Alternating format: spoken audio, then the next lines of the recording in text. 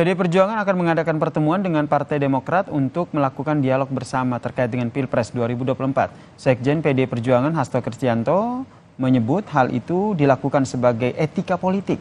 Pertemuan dilakukan untuk menghormati partai politik yang ada dalam koalisi, salah satunya Partai Demokrat.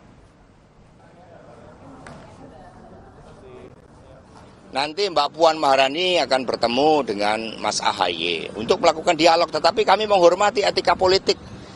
Jadi partai-partai yang sudah bergandengan tangan, membentuk kerjasama, kami hormati. Meskipun demikian, dialog kan sesuatu hal yang penting. Kita bisa berbeda secara politik, tetapi ketika ada ruang-ruang dialog, apalagi untuk kepentingan rakyat, bangsa dan negara, itu merupakan hal yang positif.